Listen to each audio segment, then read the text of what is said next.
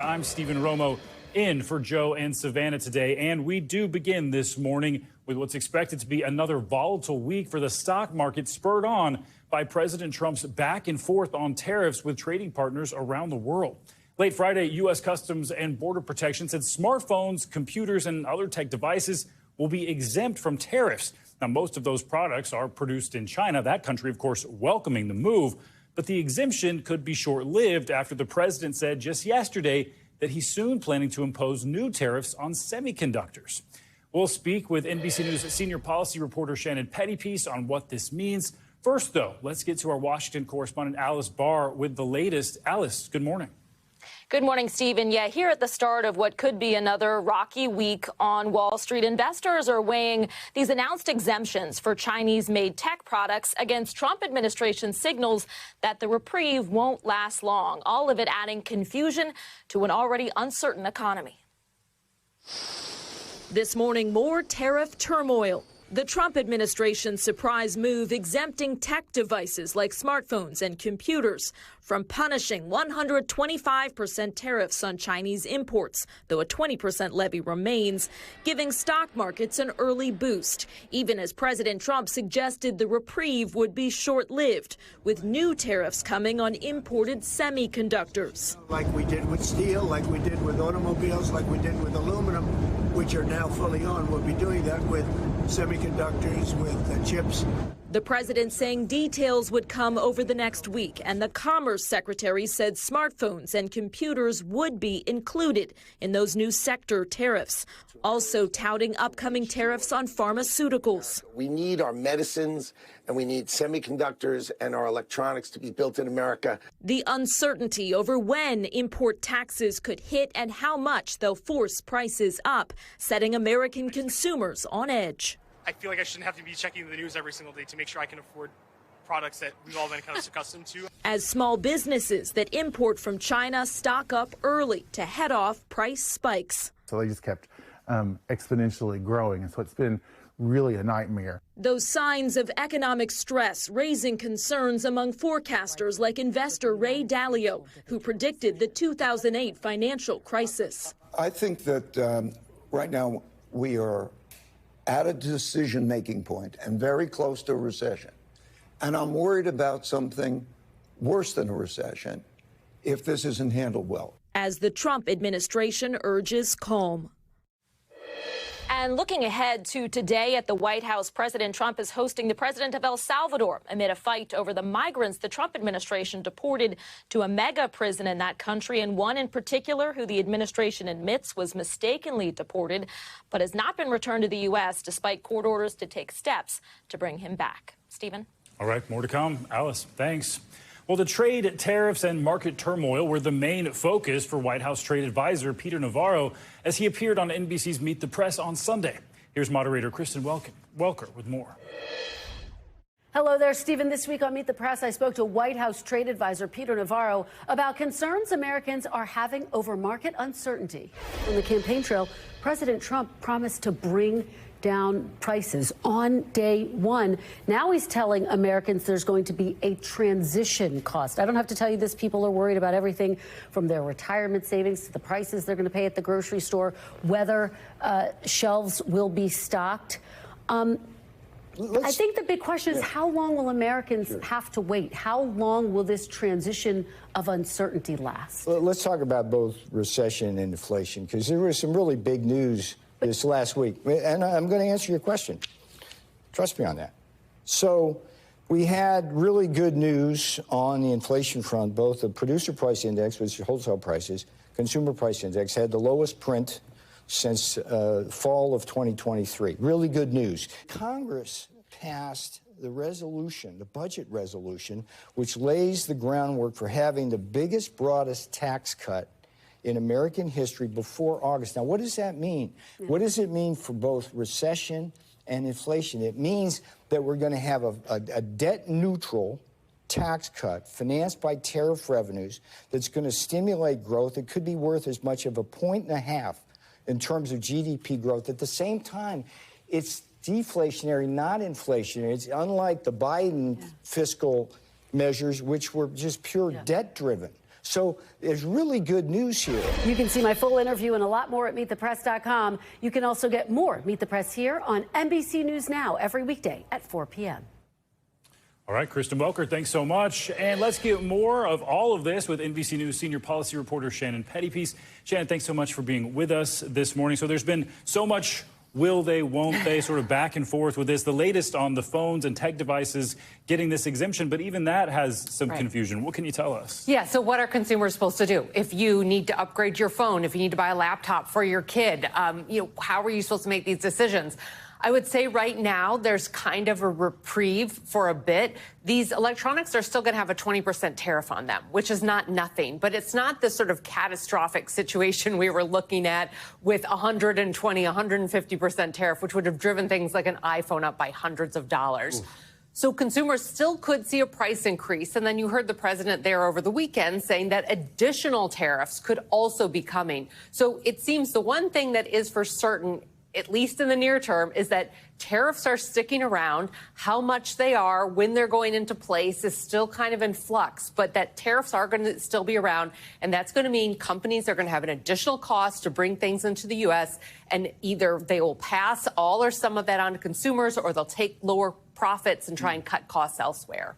And just the uncertainty here, not the tariffs themselves, but the uncertainty is definitely having an impact on the stock market. How are things looking globally and for U.S. futures? Yeah, well, after that really wild week last week, so far stocks look like they're up a little bit, especially a company like Apple. These tariffs would have been really catastrophic for Apple. About 80% of their products come from China. So a bit of reprieve here, but, there's still, as you mentioned, so much uncertainty in other parts of the market to keep an eye on, which I know people aren't accustomed to following, but things like the bond market, things like currency that might show wider recession fears or a shift away from investing in the U.S. and in money going to other countries. And on that topic of confusion, during the campaign, we heard so much drill, baby drill from the Trump administration, a callback to Sarah Palin, of course, from the 2008 race, meaning that there could be a boost in oil production, which a lot of companies and people thought could be a good thing. But the tariffs actually may be hurting that. So you've been looking into this. What can you tell us? Right. Well, a big part of the president's economic plan has been to drive down oil and gas prices by increasing productions. And people are starting to get a little reprieve at the pump. The problem is that if you're an oil driller, you don't like to drill for oil when prices are low.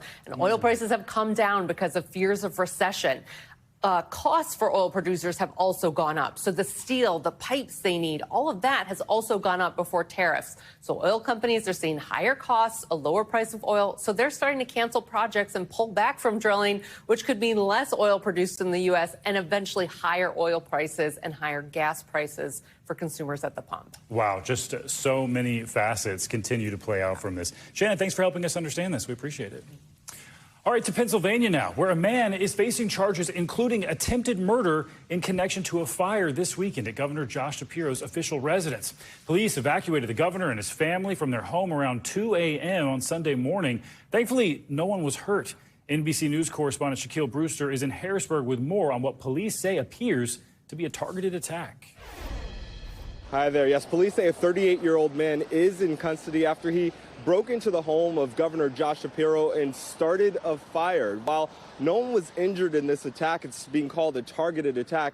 You look at some of the images and you just see the charred remains of the dining room inside. Police say Cody Balmer, that's the suspect, was charged with serious counts including attempted murder, terrorism, aggravated arson, and aggravated assault. Police say security here was notified that someone had broken onto the property, but that this man evaded security, was able to use a hammer to break the window of the residence and then set off multiple incendiary devices, listing it in a complaint that was just released to the public. Now, speaking to reporters yesterday, Governor Shapiro was emotional at times and also angry, saying that his family was at risk and saying that he would not be intimidated from doing his job. We know that overnight, President Trump said that he was aware of the attack, and we heard from Vice President J.D. Vance, who posted on social media, calling the attack disgusting. We know the investigation continues. The FBI is also involved in this investigation, and we learned from authorities overnight that federal charges are certainly possible. As we continue to watch the scene, you look at some of those pictures again. traumatizing moments for the governor as his family was inside, guests were inside. The governor saying that he's going to continue to do his job, but that, of course, there's some scary moments that they're dealing with. Back to you. All right, Shaq Brewster, thank you. Well, this morning, a Wisconsin teenager who is charged with murdering his parents is also now accused of plotting to assassinate President Donald Trump. NBC News correspondent Maggie Vespa has those details from the FBI affidavit. 17-year-old Nikita Kasip, already charged with the chilling double murder of his Wisconsin parents, now in the FBI's crosshairs for investigators believe plotting to kill President Donald Trump, according to newly unsealed federal court documents. The news stunning the small city of Waukesha. What's it like to hear that about your neighbor? It's terrible. I was just so torn by it. This FBI affidavit saying authorities found in the teen's phone a manifesto calling for the assassination of the President of the United States in order to foment a political revolution and promote white supremacy, along with materials linking him to a neo-Nazi extremist group. Investigators writing Kasip in messages with someone said he planned to use a drone in the attack that would drop a bomb with nuts, bolts, needles, and then flee to Ukraine. The affidavit stating Kasip had paid for, at least in part, a drone and explosives and was communicating with someone with a Ukrainian number. It did not say where or when he allegedly planned to target the president. This after, back in late February, local authorities during a welfare check found the teen's parents shot to death in the family home. The affidavit saying the couple had been dead for roughly 2 weeks and Kasip living in the home with their bodies, then fleeing before he was arrested in Kansas. Investigators writing the killing of his parents appeared to be an effort to obtain the financial means and autonomy necessary to carry out his plan. Our Maggie Vespa reporting there. Kasip has not entered a plea for those state murder charges, but this new affidavit indicates federal charges could be coming for the foiled assassination plot. Well, this morning, we're learning new information about the helicopter charter company behind the New York flight that led to last Thursday's deadly crash. That company shutting down. It comes as investigators continue to search for more pieces of the aircraft in the Hudson River that have not yet been recovered. They're hoping all these pieces can come together to give them a better idea of what caused the crash, which killed all 6 people on board. NBC News correspondent Aaron McLaughlin has the latest. Hey there. Well, divers are expected to return to the waters of the Hudson today, searching for clues as to exactly what caused that helicopter to crash. You can see behind me, in fact, in the distance, those blinking lights over there, that is a police boat. Meanwhile, this morning, the FAA has released a statement saying that the helicopter tour company in question is, quote, shutting down their operations immediately. In a statement writing, we will be launching an immediate review of the helicopter tour operator's license and safety record, adding safety is the FAA's #1 priority, and we will not hesitate to act to protect the flying public. This after lawmakers, including New York Senator Chuck Schumer, called for the helicopter tour company to be shut down pending an investigation questioning the helicopter's safety record. We have heard from the company prior to the FAA statement in their own statement saying that they are, quote, profoundly saddened by the devastating crash into the Hudson River, adding they are fully cooperating with the FAA and NTSB investigations. Meanwhile, the NTSB is saying that there was no flight recorder, no video camera on board the helicopter. They are still looking for critical components, including the main rotor and the main gearbox. Senator Chuck Schumer saying that without some of those components being found by divers in the water in the coming days, it'll be very difficult to piece together exactly what happened. Back to you. A lot of work left. Aaron McLaughlin, thank you. Well, turning now to our weather for the week ahead. NBC meteorologist Michelle Grossman is here tracking some severe storms across the Ohio Valley. Michelle, good morning. Good morning. Yeah, we are tracking some wet weather to start off our work week in the Ohio Valley. We could see some strong storms with damaging winds, the chance for hail, and even a few tornadoes. So it's a weak system. It's moving pretty quickly, but we are looking at the chance for even some spring snow. Where you see the blue, that would be in portions of northern Minnesota, northern Wisconsin, the UP of Michigan, and then some heavy rain in spots. We could see 1 to 2 inches inches in the Appalachians, but relatively weak system. This will all move off to the east as we go throughout today and also tomorrow. So here's that front as it moves off to the east. Spring snow targets the northern Great Lakes, severe storms for the mid-Atlantic and also the lower Ohio Valley with those damaging winds and also some pretty large hail. And then as we go throughout tomorrow, it moves further off to the east, off the coast for the most part, but still looking at those scattered snow showers downwind of the Great Lakes. So that's going to be the biggest story over the next several days. And in portions of the UP of Michigan, we could see 4 to 8 inches of snow. Now, in terms of the severe weather threat, we're looking mainly where you see this yellow shading area. That's the likeliest spot for seeing the stronger storms. So 14 million people are at risk for that large hail, winds gusting up to 60 miles per hour. Again, could see a few tornadoes, but that's lower on the risk scale. We're looking at Morgantown, D.C., Charleston, Lexington, Somerset, the likeliest spot for seeing some of those storms as that daytime heating gets going. Now, here's the winter alerts. We have winter weather advisories, winter storm warnings. The winter storm warning is in that pink color, so we're looking locally up to 8 inches on April 14th. And this is a snowfall forecast where you see these colors here, pinks and purples. That will be the highest amounts correlating to the UP of Michigan. Temperatures were kind of split once again. We have the jet stream that's dipped a little bit from the northern plains, the upper Midwest, and that's where we're seeing those more cold temperatures and where we're seeing some snow. But look how it's dipped. And then we have those abnormal highs on the west coast, the southern plains, into portions of the east. And we're well above normal in some spots. Del Rio today, 16 degrees above what is typical for this time of year. That's going to get you to 100 degrees. Las Vegas, 87. That's 8 degrees above what is typical for this time of year. Tucson, you're really warm too, 93. And then notice the eastern half of the nation, too, pretty warm. 77 in Charleston, West Virginia, 8 degrees above normal. That's where we're going to see the chance for some of those storms. So, again, that warm air clashing with that cooler air kind of helping to spur some of those storms. Atlanta, 82, 81 in New Orleans. Same story as we go throughout tomorrow and Wednesday. There is that roller coaster there. So that jet stream sort of dips a little bit further to the east, a little bit further to the south. So now we're talking about temperatures below average in Paducah, 6 degrees below what is typical for this time of year. There is that cooler air in place, kind of allowing that door to open from Canada, allowing that cooler air to come in. And still really warm out to the plains, the Intermountain West, into the Southwest, 87 in Las Vegas. That is 8 degrees above what is typical for this time of year. Boise, 77, and 75 in Billings. Then as we go throughout the later part of the week, we're looking at temperatures really warm in Denver. Mid-70s Wednesday, Thursday, 50 degrees on Friday. So we have that big dip. That happens a lot in Denver. We see those big dips from day to day. And we'll see that as we go Thursday into Friday. Kansas City, we're getting closer to average, too, 78 degrees. Dallas, back to 85. We're close to near 90 degrees today. And then warming highs in the east into portions of New England late week. We're looking at temperatures in Boston. Friday, 61 degrees, 78 degrees in Cincinnati, 69 in Detroit, and 73 degrees in D.C. So we're going to see those temperatures rising as we go throughout the next couple of days. It depends on where you are with this roller coaster here, with that jet stream sort of dipping down to the south. Now, the warm air is going to give you the chance for some fire weather. So we're looking at fire alerts in place in portions of Nebraska, also in Kansas, because